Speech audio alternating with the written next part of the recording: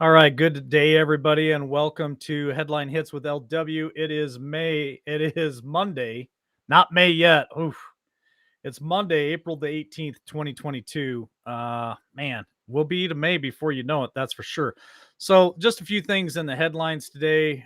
Some of them I'm just going to briefly touch on them, just make some points real quick. So, 12 injured in a shooting in South Carolina mall, three detained. So, I heard about this morning. I didn't really pay attention to it over the weekend, but I guess on Saturday, 10 people were shot and two others injured in a shooting at a busy shopping mall in South Carolina's capital that authorities do not believe was a random act. So 12 injured in the shooting. Let's see what else it says. 10 were shot and two others injured in shooting and shopping mall. These three people who had firearms had been detained in connection with the Saturday afternoon shooting at Columbia Sentry. Columbia Police Chief W.H. Skip Hallbrook said, and that these one of these people fired a weapon. Now, why I'm bringing this up is for the simple fact that the current, whatever you want to call it, administration, the current situation that we're in with the White House, they just came out last week with a press release and said that they're coming after our Second Amendment. They're coming after high capacity magazines, assault rifles, you name it. They don't think that we should have it. And on the heels of that statement, now we're having all these mass shootings, right? Connect the dots. It's not coincidental. Okay, this happens each and every time. They think that we're stupid. They think that we're going to buy into this narrative. And I'm telling you right now, the reason why I brought this is their game plan. Let's have more mass shootings so that we can convince the masses that we're doing this to protect you. We're doing this to protect your family. We're doing this to protect your kids. It's for the greater good, folks. If we take your weapons from you, it's for the greater good. Remember that. All right, next headline. Let's talk about taxes. Tax season is upon us. Joe and Jill Biden pay less taxes in 2021 than in 2020, despite earning more income. Now, I read this entire article. It goes into breaking down that President Joe Biden and First Lady Jill paid less federal taxes in 2021 and in 2020, despite the couple earning more income in 2021. In 2021, Joe and Jill Biden reported 610,702 in earning income and paid 24.6% in federal taxes. And the year prior, they reported 607,336 in earnings, despite the nearly 4,000 increase in income. The Biden family paid almost $7,000 less in federal income tax in 2021. The Bidens paid 157,414 tax in the tax bill in 2020 compared to 150,439 in the federal taxes for 2021. So the reason why I'm bringing this up, and I'm not going to go any further into it, you can read it. It's in Breitbart News, the whole article. The White House is trying to claim that the Biden administration is transparent with the American people, that they're putting all this out there so that you and I can look at this and go, oh, these guys are doing such a great job. Now, remember, we had a president 4 years ago that donated his entire salary back to the people.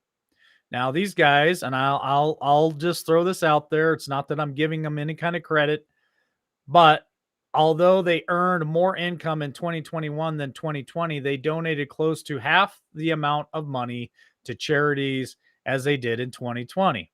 In 2020, Joe and Jill Biden donated $30,704 to charity. However, they only gave $17,394 in charitable contributions last year. Why am I bringing this up?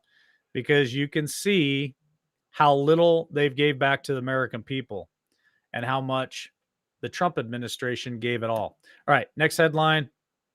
We'll continue down the path of the Bidens. Joe Biden's Joe Biden's private secret Easter weekend. What's that all about? You would think on a weekend like this that the president of the United States would be in the news. He would be at mass. They're devout Catholics, supposedly. So you'd think that it would be a public spectacle, that they would be at a mass somewhere, either in D.C. or in Delaware. But no, they ran off to Camp David on Thursday and had a complete private and secret getaway. Now, it's said that they may have had a priest come to the camp and do a mass there, but it's unproven.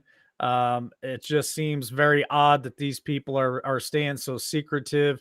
Is there something behind that? I don't know. The family is facing closer scrutiny as the U.S. Attorney's Office in Delaware continues to investigate Hunter Biden's questionable foreign business dealings and alleged tax fraud. Is that why they're hiding?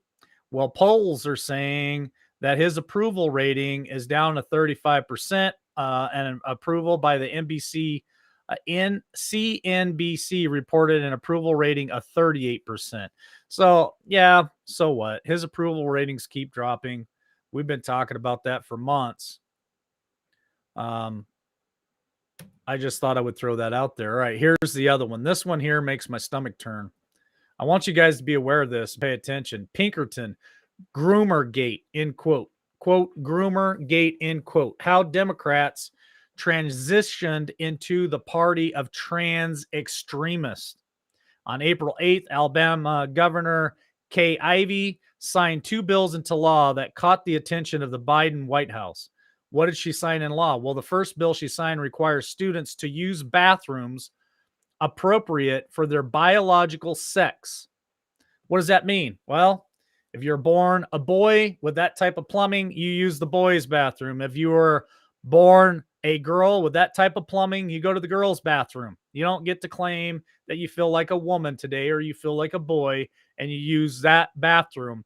She signed a bill that said, if you've got the plumbing for that bathroom, that's the bathroom that you use. And the second bill makes it a felony for doctors to perform gender reassignment therapy and surgery on minors.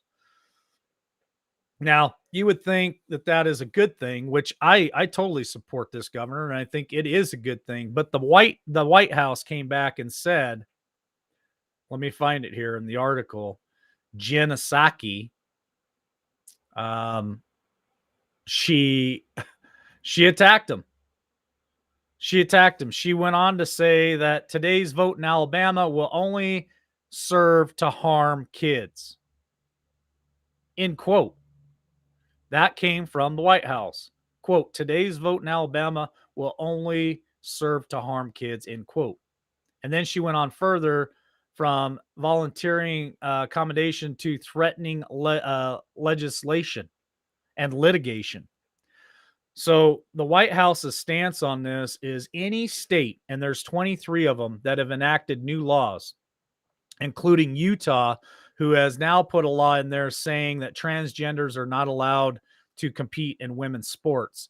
The White House is now saying that they think that there should be government control. Listen to me, government control over these states to not allow them to come up with their own bills and their own legislation, that the federal government should step in and say, no, we want you to allow these transgenders all over your state. And this is what the federal government is going to now require.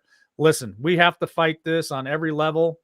That is what the Democrat Party has now become.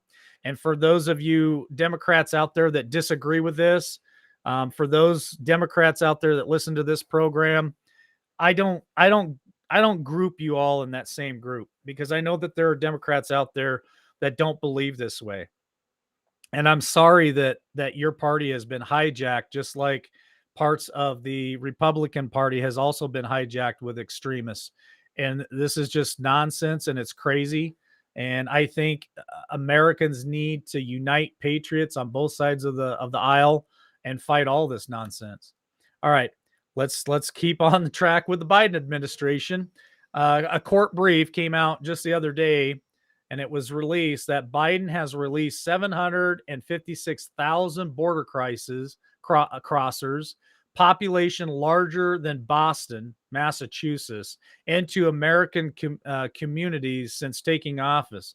So President Joe Biden's administration has released more than 750,000 border crossers and illegal aliens and foreign population larger than the population of Boston, Massachusetts, into the United States since taking office of January 2021. Now, this came out on April the 14th, which was just about a week ago, and it just goes into it breaks it all down for you month by month, how the CBP released them and how ICE released them. And my question is when is this nonsense going to stop? It's just the border crisis is a dumpster fire, and there's nobody doing anything about it, including the border states. They've done a little bit, but I don't feel like the border states have done enough. I think the governors of Arizona, New Mexico, Texas, California, I think those governors should step up, bring the National Guard in, and shut that stuff down. But they're not doing enough. All right, next headline. This one here, I thought I would bring it to your attention. North Korea tests guided weapon to improve operation of tactical nukes. So, are they talking about ICMs? North Korea announced on Sunday that its communist regime had tested an unnamed new type of tactical guided weapon intended to improve efficiency of its nuclear weapons. Now it goes in and talks about Kim Jong's sister and what she put out there. They talk about the name of it, but it is an ICBM, which is an intercontinental ballistic missile. They're testing them. Why are they testing them? Well, is it for their defense? Very well could be. Is it something more sinister? I don't know. They have made statements that they may use this kind of weapon on their southern neighbor. So just something I think we should pay attention to. All right, let's talk about the big headlines here. Let's talk about Zelensky, the president of the Ukraine, and the statements that he's been putting out lately. More of the same. Countries all over the world have to be worried Putin may use tactical nukes. Not to be afraid, but be ready, end quote. So this was a preview for Sunday's broadcast on CNN, State of the Union. Ukraine president told Jake Tapper that all of the countries of the world should be prepared for the possibility that Russian President Vladimir Putin could use tactical weapons in his war on Ukraine. I'm not going to go too deep into all this. It's just more of the same rhetoric. It's more of the same nonsense. I don't believe that Putin would do that unless he really gets backed in a corner by NATO. So as long as NATO's not going to get involved, I think this conflict will go on for quite a while. But Zelensky keeps putting it out there that he's the innocent, is the one on the block, and that poor me, poor me, poor me. I just thought I would bring that to your guys' attention because he keeps putting it out there. And you know, when they keep putting it out there, next thing you know, something like this happens, but it's not Russia. It's somebody else that's come in disguised at them, and they're trying to just drag us all in a war. So this one was a very interesting article. This is the last article of today. Durham, 5 Hillary Clinton associates are taking the fifth in the Russia hoax prosecution. 5 associates for Hillary Clinton and her presidential campaign are invoking their Fifth Amendment rights to refusing to cooperate in special counsel John H. Durham, according to the filing and federal court revealed later Friday in Washington, D.C. The revelation merged in a motion filed by Durham to oppose the efforts of defendant Michael Sussman and Clinton campaign to withhold some documents from evidence by asserting attorney-client privilege. Suzeman is charged with lying to the FBI in 2016 when he informed the FBI about a fraudulent link between the then candidate Donald Trump and the Russian government via Alpha Bank. Suzeman allegedly presented himself as a concerned citizen and hid the fact that he was working for the Clinton campaign. It goes into a little more detail. It just looks like maybe we might get some traction on this, and that the Clinton campaign and foundation could very well be next on the chopping block. I don't know. We'll see how this all unfolds. I find it very interesting that this is starting to come out. Hunter Biden's laptop stuff is starting to come out. I saw a post on Facebook today, and I don't know if it was true or not, but there was something that was leaked where there was a photo of the hair sniffer, the ice cream man, with what looked to be, and I don't know, I couldn't see the face, I didn't ask for ID. It was a photo that looked like he was with an underage female and he wasn't wearing much. Was it Joe Biden? I don't know. Was it a real photo photoshopped? I don't know. Was it a leak? I don't know. But a lot of stuff starting to come out. So, folks, I'm telling you, let's just pay attention and let's ride the lightning here and see where it takes us. Because of nothing else, this is very, very interesting in the stuff that we're seeing coming out in the news. So, with that being said, we'll catch you guys right here later this afternoon for Podbean, on Podbean and Spotify, Amazon Music. And we will be back later tonight for the big show at 8 p.m. Eastern Standard Time. God bless. We'll catch you on the next one.